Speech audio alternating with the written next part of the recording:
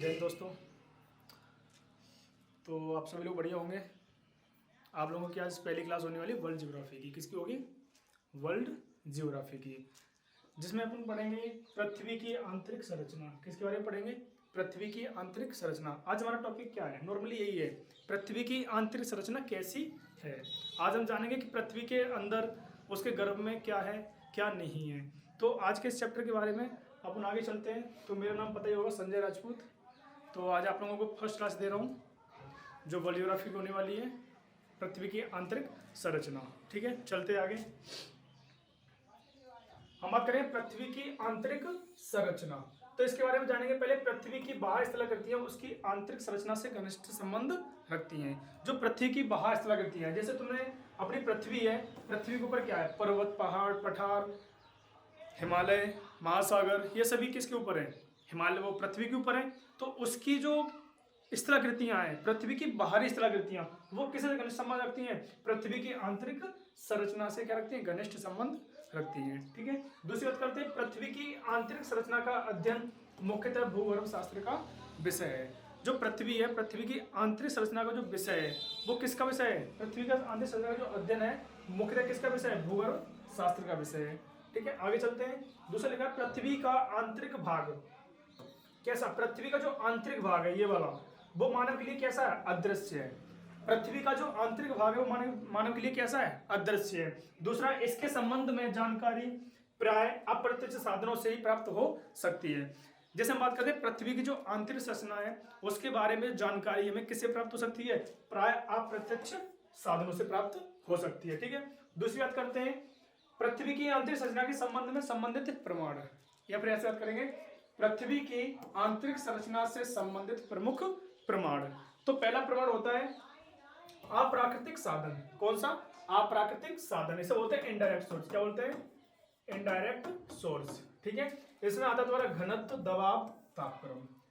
जो पृथ्वी की आंतरिक संरचना से संबंधित प्रमाण होते हैं, इसमें फर्स्ट पॉइंट होता है तुम्हारा अप्राकृतिक साधन। इसे बोलते हैं इनडायरेक्ट सोर्स। क्या बोलते हैं? Indirect source. दूसरा होता है प्राकृतिक स्रोत, नेचुरल सोर्स होते हैं। जो कैसे होते हैं? नेचुरल सोर्स होते हैं, जैसे ज्वालामुखी, भूकंप। हमें सामने से दिखता है कि भाई ज्वालामुखी निकला है, विस्फोट हुआ है, तो उसमें से क्या निकलता है? लावा निकलता है। तो हमारे कैसा सोर्स है? नेचुरल सोर्स हो गया, डायरेक्ट आ रहा है हमारे पास। ठीक है, दूसरी बात करते हैं भूकंप, भूस्खलन। भूकंप होता है, भूकंप में भी दरारें, चटकन दरारें पड़ती हैं, लहरें आती हैं, तो उससे भी क्या होता है? उनकी लहरों के माध्यम से पता चलता है कि हमारी पृथ्वी की जो परतें हैं, वो कैसी अवस्था में, तरल है, ठोस है, जो पृथ्वी का भाग है वो कैसा है। ठीक है, तीसरी करते बात है पृथ्वी की उत्पत्ति से संबंधित सिद्धांत। जो पृथ्वी की उत्पत्ति से संबंधित प्रमुख सिद्धांत दिए गए थे। पहली बात करते हैं, जो पृथ्वी की उत्पत्ति के बारे में सबसे पहले फ्रांस के वैज्ञानिक होते हैं, उनका नाम होता है कास्ते द बफन। फ्रांस के वैज्ञानिक होते हैं, क्या नाम होता है उनका? कास्ते द बफन। वही बताते हैं पृथ्वी की उत्पत्ति के बारे में सबसे पहले बताते हैं। तो वो अपना एक अलग चैप्टर है, पृथ्वी की उत्पत्ति एवं उसकी संकल्पनाओं से संबंधित। दूसरा बात, इसी को बात करते हैं पृथ्वी की उत्पत्ति से संबंधित सिद्धांत। पहला दिया है ग्रहाणु परिकल्पना। कौन सा है? ग्रहाणु परिकल्पना। दूसरी है ज्वारीय परिकल्पना और निहारिका परिकल्पना। जो तुम्हारी ये जो ग्रहाणु परिकल्पना ये दी थी टीसी चैम्बरलिन। किसने दी थी? टीसी चैम्बरलिन ने। ठीक है, दूसरी होती ज्वारीय परिकल्पना और निहारिका परिकल्पना, ये दी थी तुम्हारे लाप्लास ने। किसने दी थी? लाप्लास ने। ठीक है, लिख लेंगे आगे। तो इन्हीं परिकल्पना के माध्यम से बताया जाए पृथ्वी का जो आंतरिक भाग है वह ठोस है या तरल है। ठीक है, आगे चलते हैं।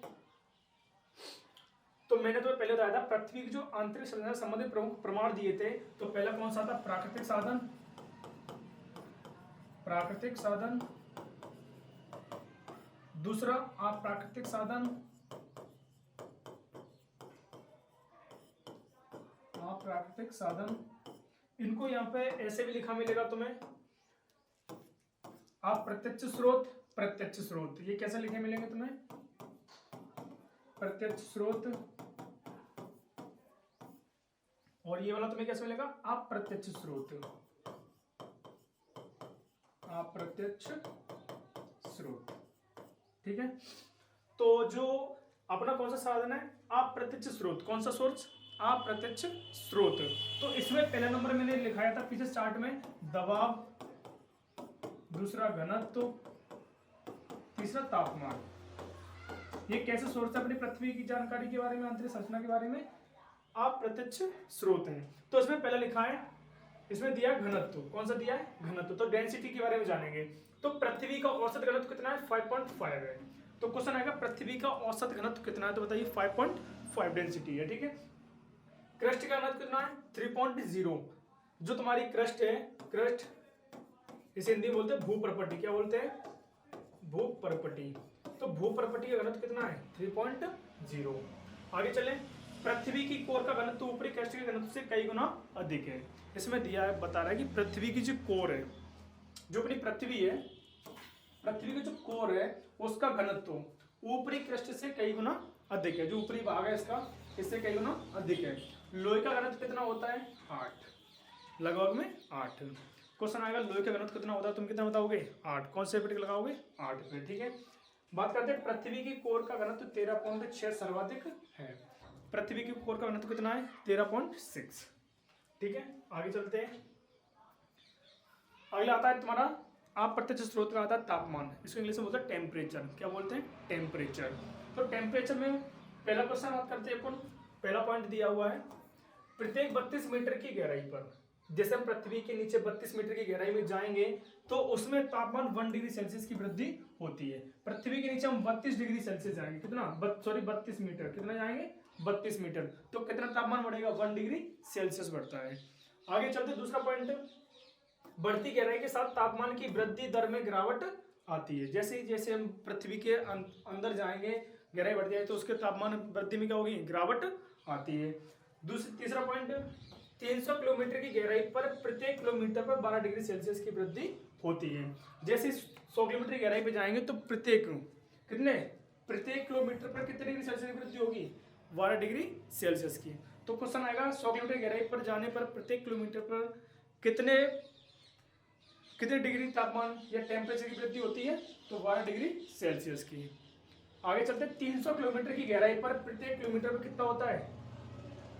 2 डिग्री सेल्सियस। कितने तापमान की वृद्धि होती है? 2 डिग्री सेल्सियस, ठीक है। प्रत्येक किलोमीटर की गहराई पर 1 डिग्री सेल्सियस की वृद्धि होती है। तापमान में समझ में आया? आगे चलते देखो, पृथ्वी की जो आंतरिक संरचना उसके बारे में अभी तक जो सोर्स मिले हैं वो इसलिए हमने तापमान के आधार पर बताए हैं।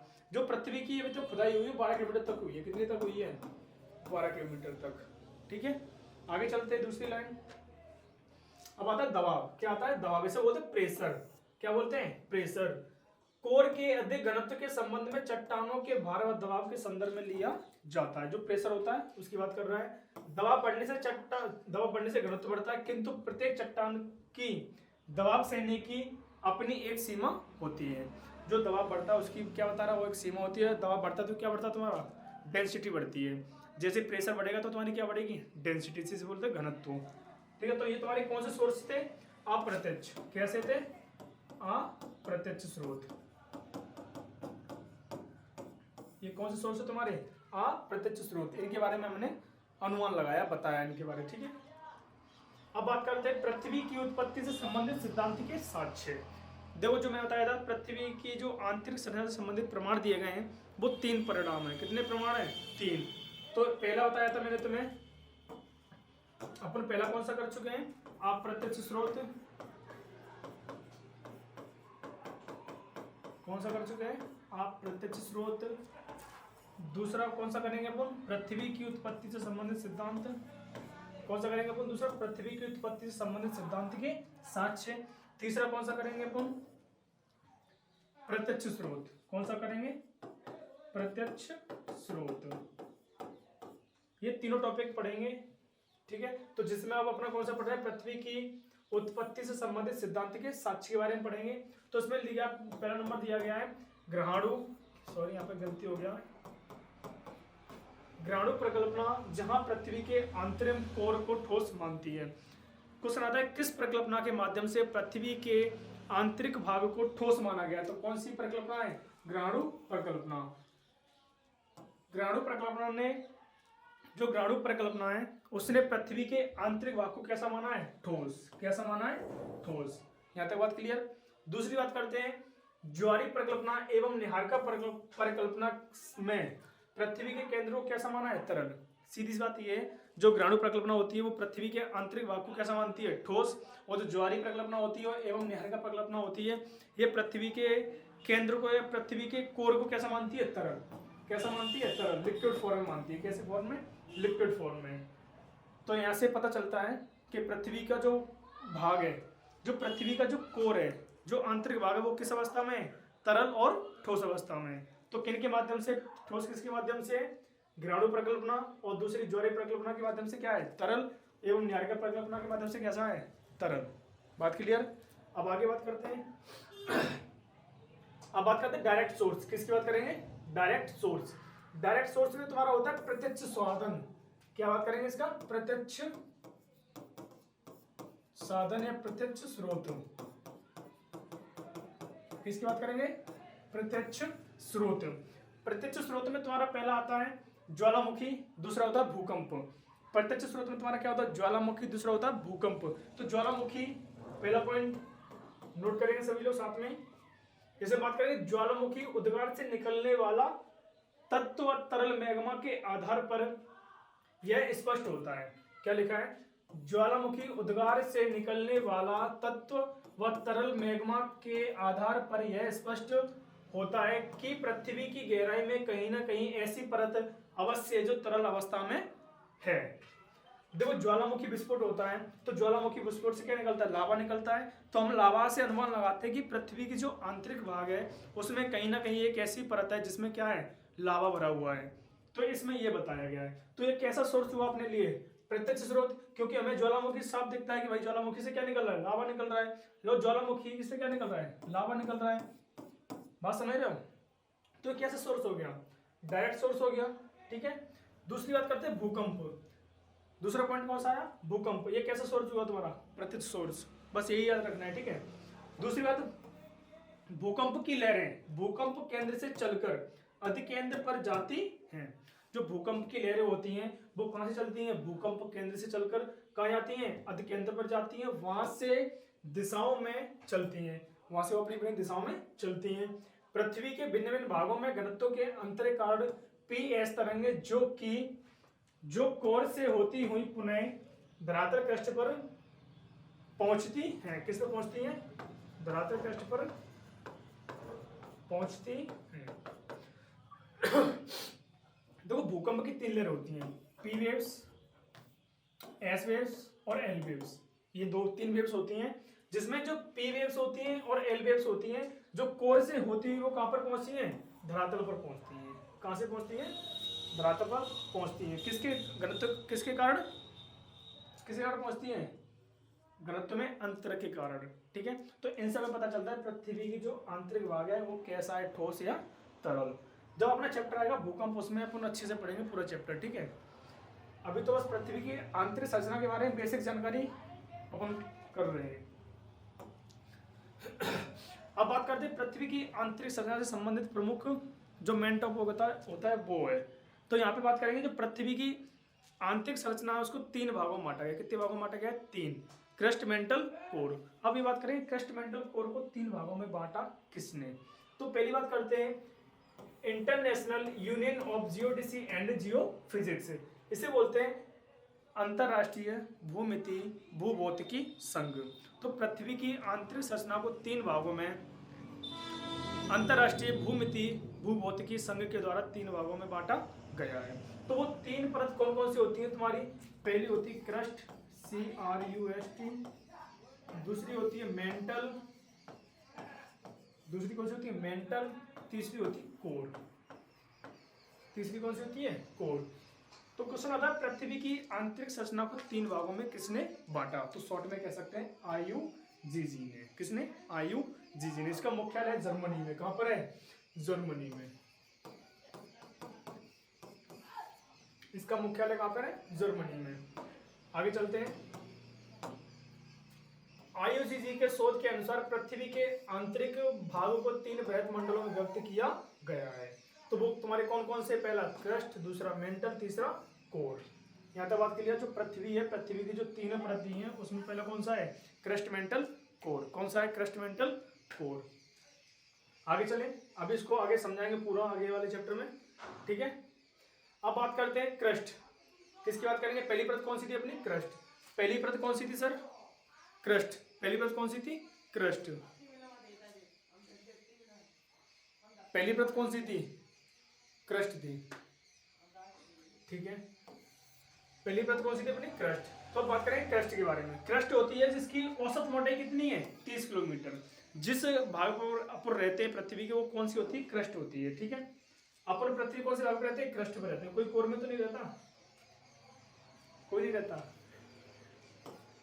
चलो, तो क्रस्ट की औसत मोटाई 30 किलोमीटर। क्वेश्चन आया क्रस्ट की औसत मोटाई बताइए कितनी है? 30 किलोमीटर। जो आपको ये दिख रही है, ये वाली परत कौन सी है? पूरी क्रस्ट है। ये पृथ्वी कौन सी परत है? क्रस्ट, ठीक है। हिमालय क्षेत्र में क्रस्ट की मोटाई लगभग कितनी है? 70 किलोमीटर। जिसमें मान सकते हो ये अपना हिमालय पर्वत है, तो इसकी ऊंचाई सहित यहाँ पे लेंगे तो कितने किलोमीटर पहुंच जाएगी? 70 किलोमीटर। तो हिमालय क्षेत्र में क्रस्ट की मोटाई लगभग कितनी है? 70 किलोमीटर है। और क्रस्ट की औसत मोटाई कितनी है? 30 किलोमीटर है। आगे चलते हैं, आगे की क्लास में अपन पढ़ेंगे क्रस्ट के बारे में पूरा डिटेल में, ठीक है। तो अपनी इस वाली क्लास को यहीं पर खत्म करते हैं। जो आगे का टॉपिक रहेगा वो अगली क्लास में होगा, क्योंकि आप लोगों का जो टाइम है वो पूरा हो चुका है। अब दूसरी क्लास स्टार्ट होने वाली है, 5:40 हो चुकी हैं। अगले क्लास में मिलते हैं। जय हिंद, जय भारत।